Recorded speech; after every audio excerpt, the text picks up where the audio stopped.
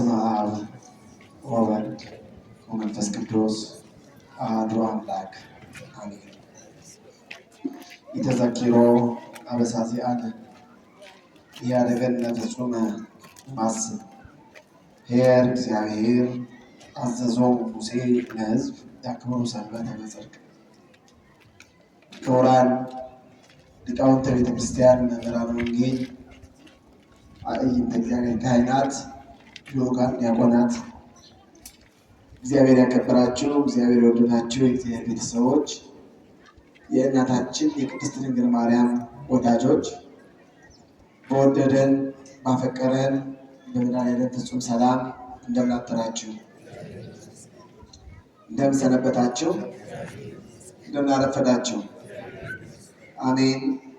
በባህርይው ሞት፣ በመንግስቱ ሽረት፣ በስጦታው ንፍቀት፣ በቃሉ ሐሰት የሌለበት ሁሉን የሚችል አዶናይ፣ የሚሳነው ነገር የሌለ ኤልሻዳይ፣ ትናንት የነበረ ዛሬም ያለ ወደፊትም ዓለምን አሳልፎ የሚኖር በሶስትነቱ ርባኤ በአንድነቱ ደግሞ ምንታዊ የሌለበት አምላካችን ስሙ ለዘላለም የተመሰገነ ይሁን። አትለየንምና የማትለየን የምንወዳት እናታችን ወላዲተ አምላክ ድንግል ማርያም አማላጅነቷ ሁላችንን የሚጠብቀን። ኢተዘኪሮ አበሳዚአነ ያደገነ ፍጹመ ማስብ ኄር እግዚአብሔር አዘዞሙ ሙሴ ለሕዝብ ያክብሩ ሰንበተ በጽድቅ። የቀደመ በደላችንን አስቦ ፈጽሞ እንድንጠፋ እግዚአብሔር አምላካችን አልተወንም። ሰንበትን በእውነት ያከብሩ ዘንድ ሙሴ ሕዝቡን አዘዛቸው። ይህንን ቃል የምናገኘው ታላቁ ኢትዮጵያዊው ሊቅ ቅዱስ ያሬድ ዘመንን በዘመን እየከፈለ ቀናትን እየለያየ ከዘመረው የመዝሙር ክፍል ወይም ደግሞ ዛሬ በሌሊት ሊቃውንቱ ሲዘምሩት ያደረ ምስጋና ነው። ወንጌል ነው ራሱ። ከዚህ ረዥም አረፍተ ነገር ለትምህርታችን ወይም ለጥቂት ደቂቃ ያክል እንድንማማርበት ርዕስ አድርገን የመረጥነው እንድንጠፋ እግዚአብሔር አልተወንም የሚል ይሆናል። ሁላችሁም ይህንን ቃል እስቲ በእግዚአብሔር ስም በሉ። እንድንጠፋ እግዚአብሔር አልተወንም በሉ። እንድንጠፋ እግዚአብሔር አልተወንም። ሰማው ድምጻችሁ። እንድንጠፋ እግዚአብሔር አልተወንም። እንድንጠፋ እግዚአብሔር አልተወንም። ማን አልተወንም? ምን እንዳንሆን? እንዳንጠፋ እንዳንወድቅ በደላችንን ሳያስብ ፈጽመን እንዳንጠፋ በቸርነቱ ብዛት በምሕረቱ ብዛት እግዚአብሔር ያልተወን እግዚአብሔር የጠበቀን እግዚአብሔር የሰበሰበን እግዚአብሔር የሚያሰማራን እግዚአብሔር ዓይናችንን በእንቅልፍ ከድኖ ጠዋት በመንቃት የሚያስነሳን ማታ እንድንተኛ አድርጎ ጠዋት እንድንነቃ የሚያደርገን ማታውን በጨለማ አሳድሮ ቀኑን በብርሃን የሚያመላልሰን የቅዱሳን አባቶቻችን አምላካችን እግዚአብሔር ስሙ የተመሰገነ ይሁን። ጠዋት ዲያቆኑ በዘመረው መዝሙር ወይም በምስባኩ ላይ በዳዊት መዝሙር 78 ቁጥር 8 ላይ ይትዝክር ለነ አበሳነ ዘትካት ፍጡነ ይርከበነ ሳይልከ እግዚኦ እስመ ተመንደብነ ፈድፋደ ይላል። የቀደመ በደላችንን አታስብብን፣ አቤቱ ይቅርታ ፈጥኖ ይደረግልን፣ እጅግ ተቸግረናልና አለ ነቢየ እግዚአብሔር ክቡር ዳዊት። ውድ የእግዚአብሔር ቤተሰቦች ሁላችንም ይህችን ቀን ያየነው ይህችን ቀን የተመለከትነው ለዚህ ሰዓት የደረስነው በእኛ ብልሃት፣ በእኛ እውቀት፣ በእኛ ስልጣን፣ በእኛ ብርታት፣ በእኛ ኃይል፣ በእኛ ትጋትና በእኛ የእውቀት ልኬት አይደለም። እዚች ቀን ላይ የደረስነው ይህችን ቀን የተመለከትነው ማታ ተኝተን ጠዋት የተነሳ ነው። በደል እየሰራን ጥፋት እያጠፋን ከእግዚአብሔር የሚለይ ከቤተ ክርስቲያን የሚያወጣ ኃጢአት እየሰራን እንኳን ከቤቱ ያለየን በደላችንን ያልቆጠረብን እግዚአብሔር ነው። እግዚአብሔር ማንነቱን ስንናገር ምንነቱን ስንገልጽ ብዙ ጊዜ ኃያል መሆኑን፣ ስልጣን ያለው መሆኑን፣ ፍትሐዊ መሆኑን፣ የሚፈርድ መሆኑን እንደምንናገረው ሁሉ እግዚአብሔር አምላካችን ቸርና ይቅር ባይ መሆኑን ደግሞ የምንናገርለት ነው። እግዚአብሔር አምላካችን ቸርነትና ፍቅር የባህሪው ነው። ባህሪ ታውቃላችሁ። ባህሪ ሲባል በልምምድ ያመጣው አይደለም። እኛ በቤታችን ውስጥ የሚያስቸግሩን ልጆች ወይም በመስሪያ ቤታችን ውስጥ እጅግ አመሉ ክፉ የሆነ የማያሰራ ከሰራተኛ ሁሉ ጋር እየተጋጨ የሚኖር ሰራተኛ ቢኖር ምናልባት ትነግሩታላችሁ፣ ታስመክሩታላችሁ፣ እንዲተው የፈለጉ የሚጠበቅባችሁን ሁሉ ታደርጋላችሁ። ከተቻለም ትንሽ ቆንጠጥ ማለት ያስፈልጋል ብላችሁ ደብዳቤ የምትጽፉበት ትችላላችሁ። መጨረሻ ላይ ግን ባህሪውን ስትረዱት ጠባይ ነው የምታደርጉት። ጠባይ ታደርጉትና ባህሪያችሁ ያልሆነውን ከእሱ ጋር ምን አለፋለፈኝ፣ ከእሱ ጋር ምን አነጋገረኝ፣ ከእሱ ጋር ምን አጨቃጨቀኝ መተው ይሻላል፣ እሱን ትቶ ስራዬን መስራት ነው፣ ጊዜን ይገልብኛል ብለን ሰውየውን እንተወዋል። ይሄ ጠባይ ነው፣ ልምምድ ነው። እግዚአብሔር ግን ተለማምዶት አይደለም። ጠባይ በልምምድ የሚመጣ ነው። ሰካራምነት፣ አመንዝረኝነት፣ ጠበኝነት፣ ኃይለኛነት፣ አስቸጋሪነት፣ ነገረኛ የሚባሉ ሰዎች ጠባያቸው ነው፣ ተለማምዶት ነው። ወይ ከማህበረሰብ ወይ ከሚውሉበት ቦታ ወይ ከጓደኛቸው ወይ ከሚማሩበት ቦታ ተምረውት የመጡ ነው። ጠባይ ባህሪ ግን ገና ከልጅነታችን በእናታችን ማህፀን ውስጥ የአባት ፍሬ እና የእናት ፍሬ ተከፍለ ገና ስንዋሃድ የምናገኘው የምንቀበለው ነው። ባህሪ የሰው ልጅ ባህሪ ምንድን ነው? መራብ፣ መጠማት፣ መድከም፣ መሞት። ይሄ ባህሪ ነው። ይሄ ባህሪያችን አይለወጥም። እግዚአብሔርም ባህሪው ነው። ምሕረት ባህሪው ነው። ቸርነት ባህሪው ነው። ስልጣን ባህሪው ነው። መፍረድ የባህሪው ነው። ተለማምዶት ያመጣው አይደለም። እኛንም ይቅር የሚለን እኛንም በቸርነቱ የሚጠብቀን እንደው አስቸግረ ነው ብትወው ይሻላል ብሎ ሳይሆን ባህሪው ስለሆነ ነው። በየቀኑ በየሰዓቱ በየደቂቃው የምንሰራውን በደል፣ የምናጠፋውን ጥፋት፣ የምንወርደውን ውርደት ሁሉ እግዚአብሔር አምላካችን እየተመለከተ እየቆጠረ የማይረሳ ዳኛ፣ የማይዘነጋ ሰው ቢሆን ኖሮ ትናንትና እንዲያድርገህ ነበረ፣ ትናንትና እንዲበድለህ ነበረ፣ ትናንትና እንዲያጥፍተህ ነበረ፣ ትቼሃለሁ፣ አሁንስ አልተውህም አይልም። በደላችንን አይቆጥርብንም።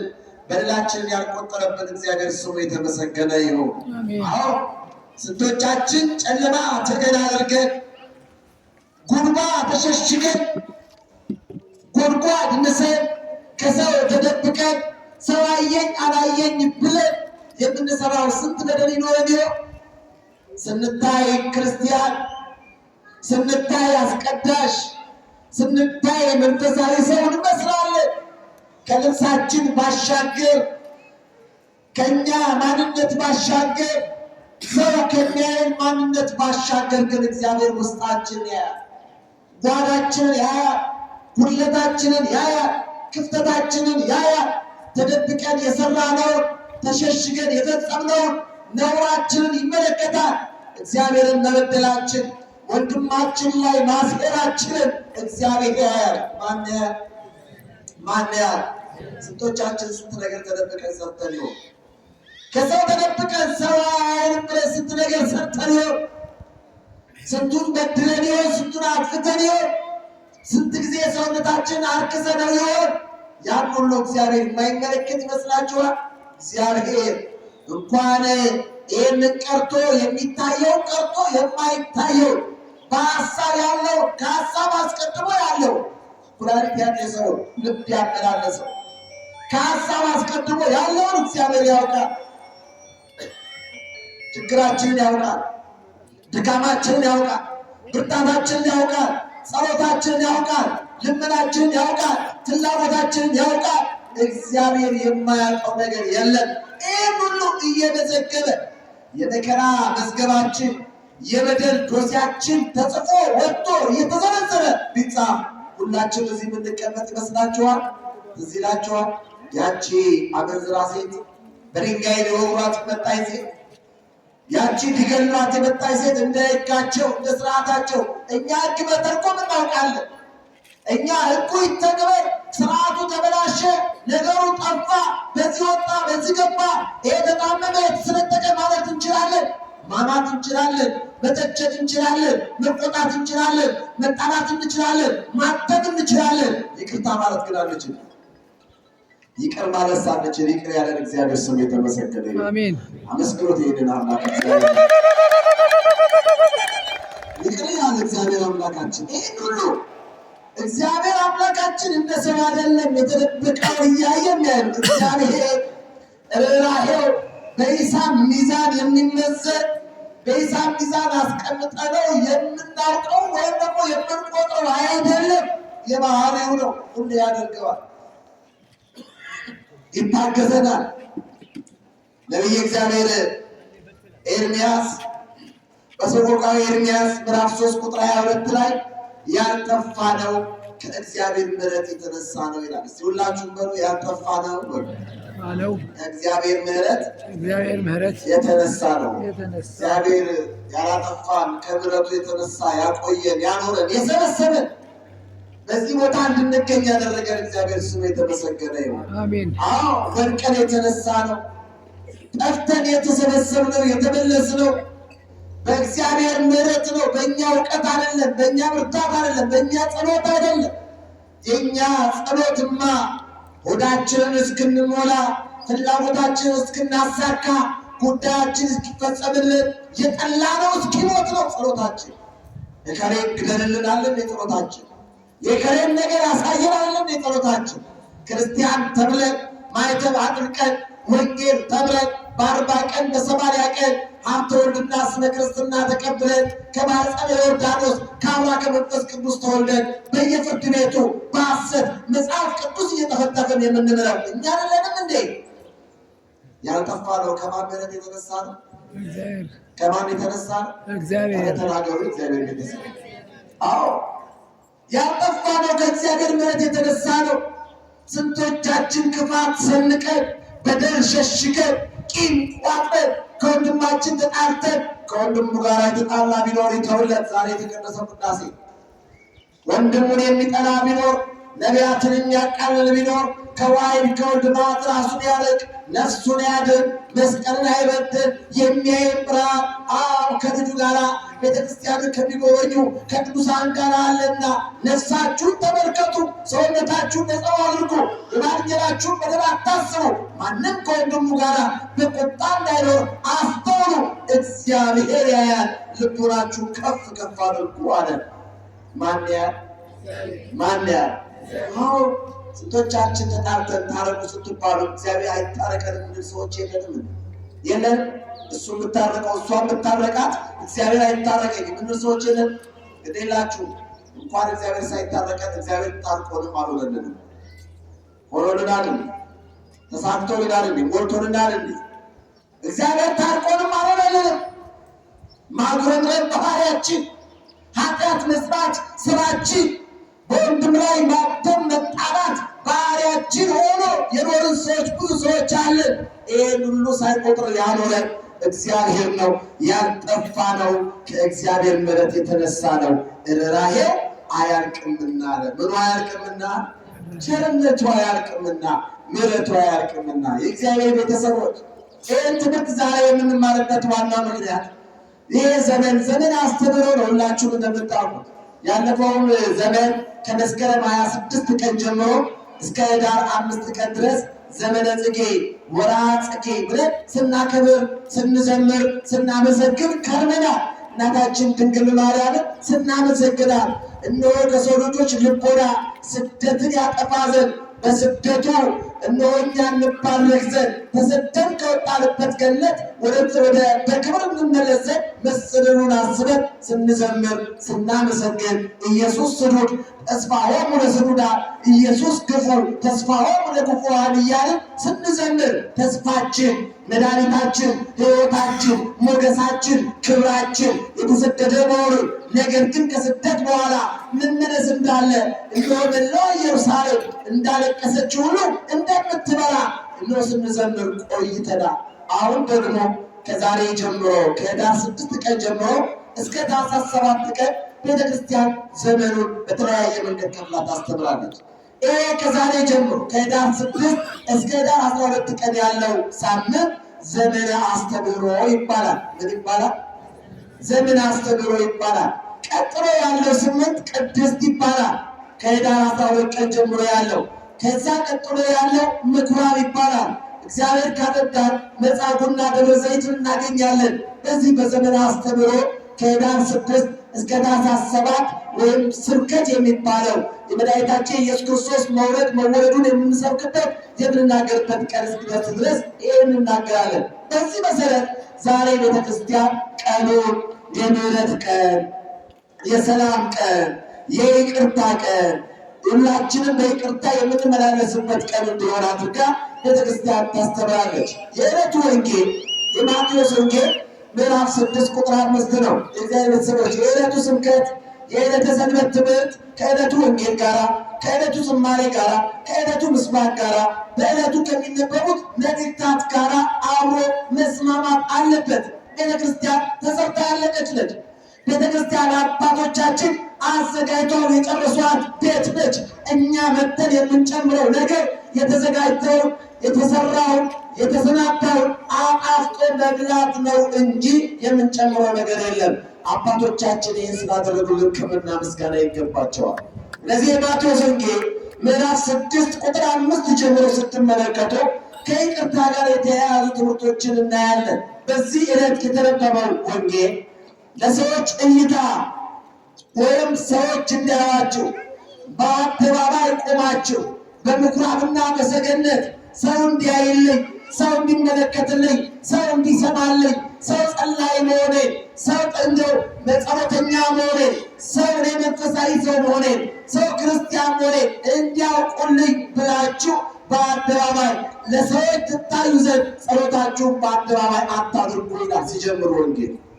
እግዚአብሔር ቤተሰቦች ይሄ አንዱ ቤተክርስቲያናችን ውስጥ የሚታይ ስህተት ነው። ወገኖች ስህተት ነው። አንዳንድ ሰዎች አሉ ጸሎታቸው እንዲታይላቸው ሰዎች ጸላይ ናቸው እንዲላቸው ወንጌል እየተሰበከ ቃለ እግዚአብሔር እየተነገረ በጨረቃ ጥላ እንደመያዝ እነሆ በአደባባይ መዝሙሩ እየተዘመረ ወንጌል እየተሰበከ ቅዳሴ እየተቀደሰ አድባብ እየተባለ ዳዊት አውጥተው ሰኔ ጎልጎታ አውጥተው የሚጸልዩ ሰዎች ምን ማለት ነው? ምን ማለት ነው? እግዚአብሔር ቤተሰቦች ይህ ስርዓተ ቤተክርስቲያን አይደለም፣ ልናውቀው ያስፈልጋል። ይህን ነው አስተካክሉ ያለ የማህበር ጸሎት ባለበት እንዲሁም አባቶቻችን ሲናገሩ፣ ሊቃውንቱ ሲናገሩ፣ ገዳማውያኑ ሲናገሩ የማህበር ጸሎት ካለ የግል ጸሎት ትተህ በማህበር ጸሎት ተሳተፍ ነው የሚሉት የእግዚአብሔር ቤተሰብ። እኛ ግን ልክ ወንጌል እየሰማን ቃለ እግዚአብሔር እየተማርን በወንጌሉ ላይ የእኛን ጸሎት ቆመን የምንደግም ሰዎች አለን በአደባባይ። በጣም ይገርመኛል። ይሄ ይኸውላችሁ ወንጌሉ እንደተናገረው በአደባባይ ለመታየት ለመሰማት እንድንታወቅ ጸላይ ናችሁ። ይሄ ስላችሁ አንድ ነገር እንድታውቁ እፈልጋለሁ። ወንጌሉ ያለው ሰው በተሰበሰበበት አትጸልዩ አይደለም። ሰው እያያችሁ አትጸልዩ አይደለም። ሰው እያያችሁ ጸላይ መስላችሁ አትታዩ አይደለም ያለው። ሰው ያየኛል ብለን፣ ሰው እንዲያይልኝ ብለን፣ ሰው እንዲያውቅልኝ ብለን፣ ጸሎተኛ እንዲለኝ ብለን በአደባባይ አትጸልይ ይላል ሲጀምር። ወገኖች ለሰዎች እይታ ተዘጋጅተን በምኩራብ በቤተ መቅደስ በአደባባይ ብዙ ሰዓት በመቆም የሚደረግ ጸሎት ዋጋ እንደሌለው እግዚአብሔርም እንደማይቀበለው የዕለቱ ወንጌል ያስተምራል። ጸሎታችን እንዴት መሆን አለበት? ጸሎታችን በመጀመሪያ ቂምን በመተው ከወንድሙ ጋር የተጣላን ሰው ቢኖር ወንድሙ ጋር ታርቆ ሰላም ሆኖ በፍቅር ሆኖ መጸለይ ያለበት። ሁለተኛ ጸሎት የእግዚአብሔርን ፈቃድ የምንጠይቅበት እንጂ የእኛም ፈቃድ ብቻ የምናሟላበት አይደለም። የማንም ፈቃድ እየሰማችሁ ነው? የማንም ፈቃድ የምንጠይቅበት ነው? የእግዚአብሔርን ፈቃድ የምንጠይቅበት ነው። የእግዚአብሔርን ፈቃድ ለመጠየቅ ነው የምንጸልየው። የግል ጉዳያችንን ለማሟላት የግል ጥያቄያችን እንደ መንግስት መስሪያ ቤት ሰራተኛ ማመልከቻ ይዘን አጥተን አቅርበን ለመሄድ አይደለም። ታመን ሊሆን ይችላል፣ ተቸግረን ሊሆን ይችላል፣ አጥተን ሊሆን ይችላል፣ ጎሎብን ሊሆን ይችላል። የጎደለብን ብዙ ነገር አለ። የሰው ልጅ ሞልቶለት አያውቅም ወገኖቼ። ቢሞላለት እንኳን ጉድለቱ ይበዛበታል። ሀብታም የተባለው ባለጸጋ የተባለው ይጎልበታል። ልጅ ያለው ልጅ እያለው እነዚህ ልጆች ለምን ሰጠኝ ብሎ የሚያማርራል። ልጅ ያለው ልጅ ካሰጠኝ ብሎ የሚጨቃጨቅ አለ። ግን የማን ፈቃድ ይሁን? የማን ፈቃድ ይሁን? አዎ ኤልሳቤጥና ዘካርያስን አስቧቸው። የእግዚአብሔርን ፈቃድ የሚጠይቁ ክርስቲያኖች ናቸው። ቅዱስ ሉቃስ እንደውም ስለነዚህ ሰዎች ሲገልጽልን በሉቃስ ወንጌል ምዕራፍ 1 ቁጥር 3 ላይ ሁለቱም ያለ ነቀፋ በእግዚአብሔር ፊት ቅዱሳን ነበሩ ይላል። በማን ፊት? በማን ፊት? ያለ ነቀፋ ወገኖች፣ በእግዚአብሔር ፊት ቅዱስ ሆኖ መኖር። ጸሎት ሲባል ሰው እንዲያየን በአደባባይ ሰው እንዲመለከተን እንደ ለመታየት ብለን ጸላዮች ናቸው እንድንባል ብለን የምናደርገዋለን እንጂ ሰው ያለ ሰው ተሰብስቦ አትጸልዩ አልተባለም። ይህ እይታ ሊስተካከል ይገባል ነው። ስለዚህ ይህን ከተናገረ በኋላ ወንጌላችን ሌላው የሚያስተምረው የዛሬው ዕለቱ ትምህርታችን አቡነ ዘበሰማያት የሚለው ነው። ወይም ደግሞ ትልቁ የቤተክርስቲያናችን አጭር ግን ድንቅ የሆነ ሚስጥር፣ ጥበብ፣ እውቀት፣ ክህሎት ያለበት ከእግዚአብሔር ጋር የምንገናኝበት ሰፊውን የእግዚአብሔር ማንነት የምናውቅበት የምንፈልገውን ፍላጎት ሁሉ ጠይቀን የጨረስንበት ትልቁ ጸሎት የተማርንበት የወንጌል ርዕስ የሚገኘው በዚሁ በማቴዎስ ወንጌል ምዕራፍ 6 ላይ ነው። እዚህ የአቡነ ዘበሰማያት ላይ ያሉትን 5 ነገሮች ተናግሬ ትምህርቴን እጨርሳለሁ።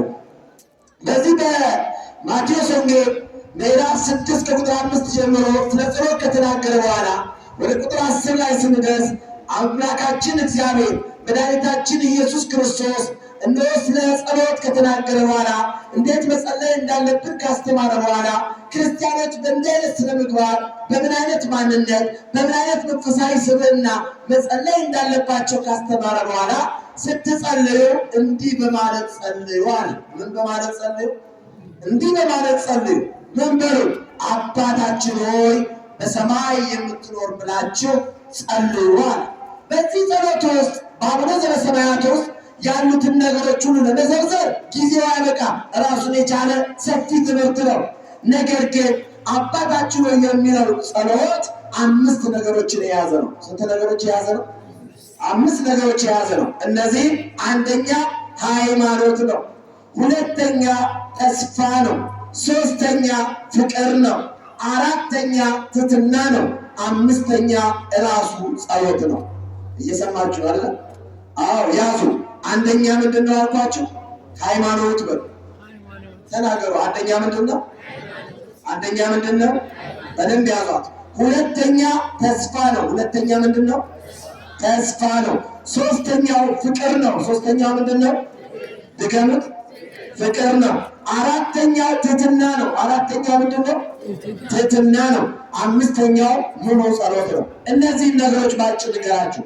ሃይማኖት ማለት ምን ማለት ነው ካላችሁ፣ ሃይማኖት ማለት ያላየነውን ነገር የምናይበት፣ ያልተመለከትነውን ነገር የምንመለከትበት፣ የረቀቀውን የምናጎላበት፣ የራቀውን የምናቀርብበት፣ ከአቅማችን በላይ ሆነውን የማንችለውን እንደው ሰርተን ለፍተን ጥረን ግረን ወጥተን ወርደን በእኛ የእውቀት ልክ በእኛ ልምድ ተነስተን ልናሳካው የማንችለውን ነገር የሚያሳካልኝ፣ የሚያስተካክልልኝ፣ የሚያሟላልኝ አምላክ አለ ብሎ ማለት ነው።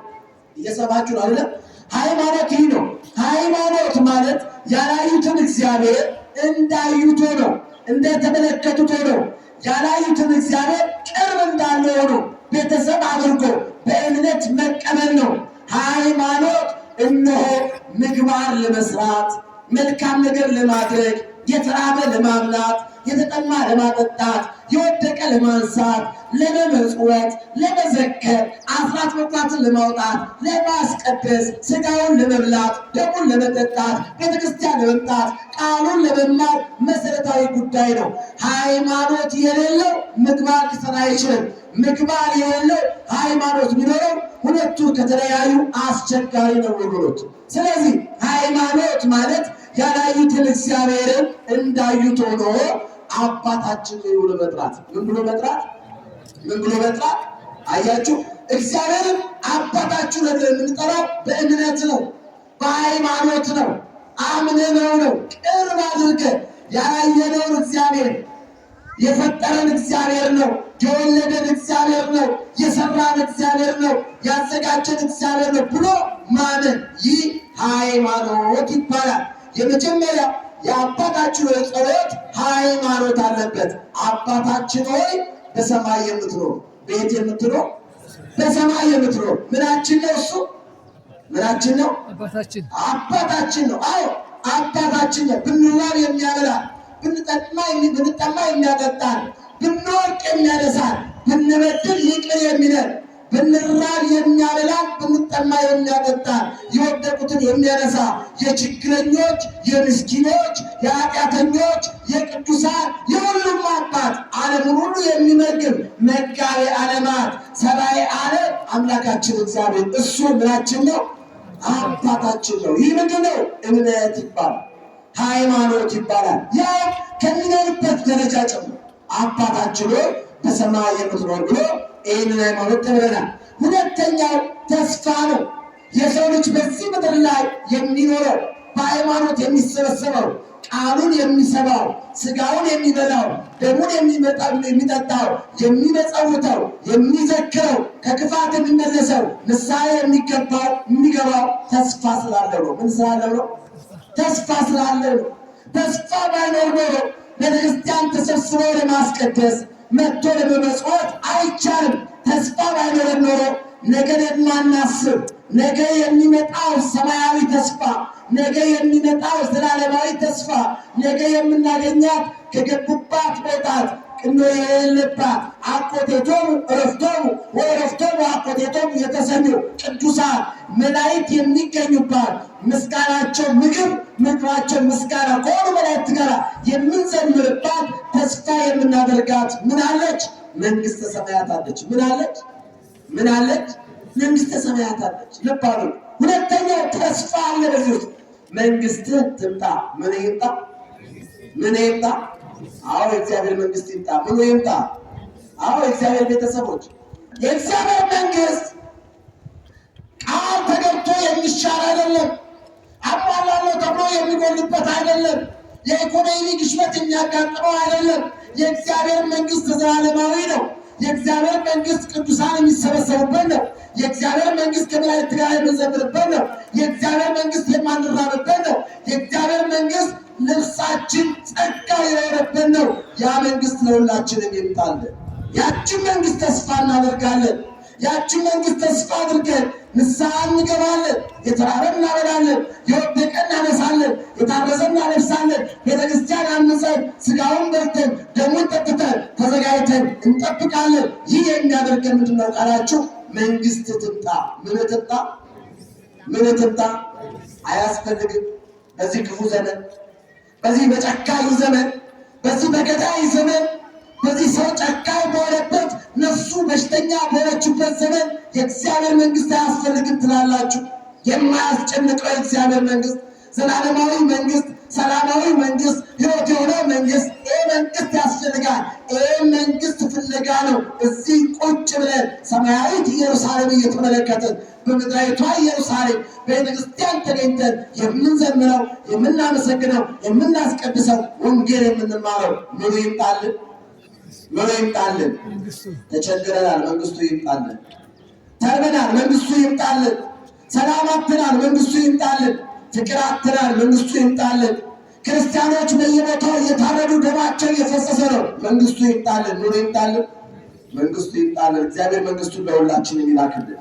ይህ ተስፋ ይባላል። ሶስተኛው ፍቅር ነው። ፍቅር ደግሞ የሰው ልጆች የሚኖሩት በፍቅር ነው። ምን? እግዚአብሔርን በማፍቀር ነው። እግዚአብሔርን በመውደድ ነው። ወንድማቸውን በመውደድ ነው። ለሰው ልጅ ትልቁ ነገር አስፈላጊ ፍቅር ነው ወገኖች። ፍቅር ካለ የዕለቱ ነው የሚያሳስበን። ፍቅር ካለን የዛሬ ዓመቱ አያስጨንቀንም። ፍቅር ካለን የነገው አያሳስበንም። ፍቅር ካለን ስለሌላው እንጨነቃለን። ፍቅር ካለን ስለ ወንድማችን እናስባለን። ስለ ግላችን ብቻ እንጸልይ። በጋራ ስንጸልይ ፍቅር መሆኑን የሚያሳስበው የአባታችን የጸሎት ስነ ስርዓት ውስጥ የምትመለከቱት የጋራ መሆኑን፣ የፍቅር መሆኑን፣ የአንድነት መሆኑን የምንመለከተው የዕለት እንጀራችንን ስጠን ይላል። የምን እንጀራችንን አያችሁ? ፍቅር ነው። የጋራ እኮ ነው። ለሁላችንም ስጠን ነው።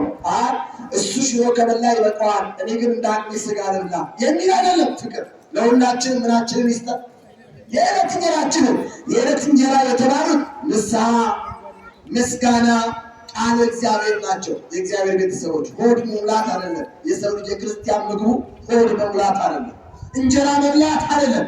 ውሃ መጠጣት አይደለም። ዛሬ የበላው ነገ ይርባል። ዛሬ የጠጣው በኋላ ይጠማሃል። ዛሬ የበላው ነገ በሽታ ይዞ ይመጣብሃል። ንስሐ ግን ኃጢአትን ታስተሰርያለች፣ ከእግዚአብሔር ጋር ታገናኛለች። ምግባችን ምስጋናችን የእግዚአብሔር ቃል ከሆነ ከእግዚአብሔር ጋር እንዴት መኖር እንዳለብን መንፈሳዊ ማንነታችንን እንመለከትበታለን። የእግዚአብሔር ቃል ራሳችንን መስታወት ሆኖ ያሳየናል። የዕለት ምግባችን የክርስቲያኖች የእግዚአብሔር ቃል ነው። ማለት ነው።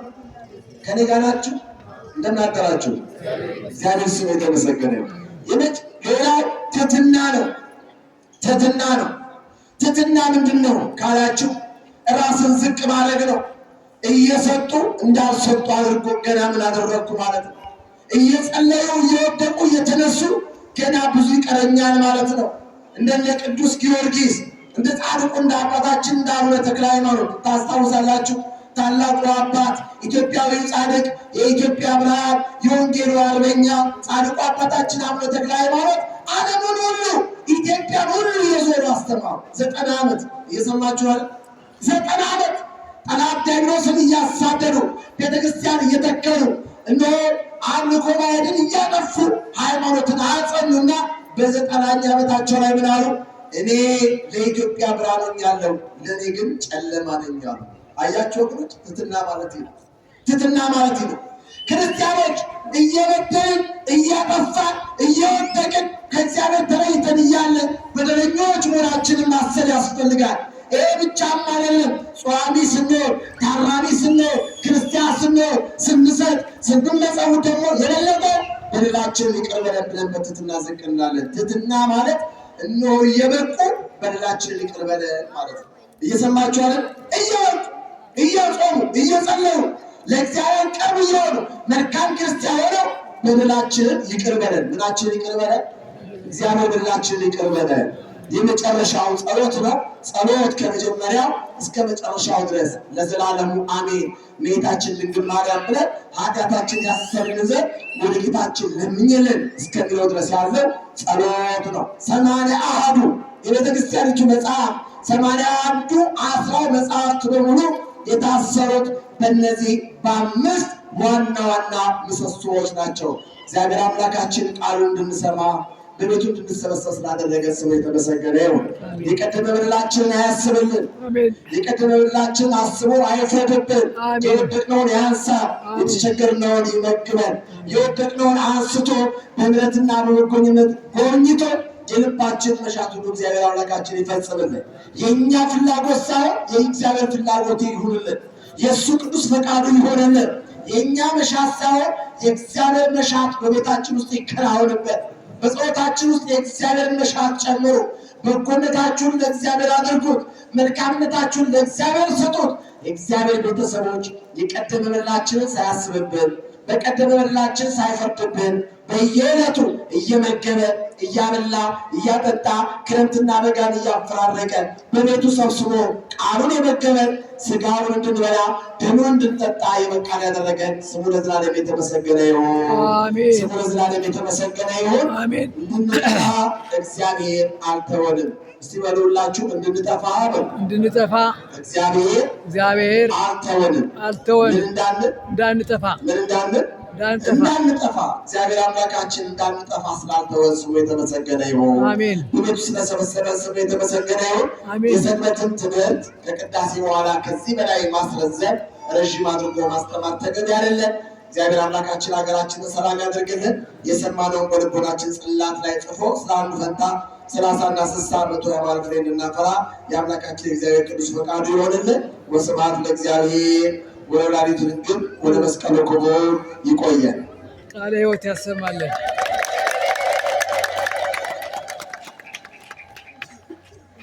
ደግማችሁ እግዚአብሔር ከፍ አድርጋችሁ አመስግኑ። እግዚአብሔር አመስግኑ። ያንሳል መቀየር ደግማችሁ አመስግኑ። መጋቢ ሐዲስ መምህር ትጉህ የራቀውን አቅርበው የረቀቀውን አመስጥረው የዕለቱን ወንጌል በሚገባ በሚገባ ንባቡን ከትርጓሜ አስማምተው መግበውናልና ለመጋቢ ሐዲስ ቃሎት ያሰማልን።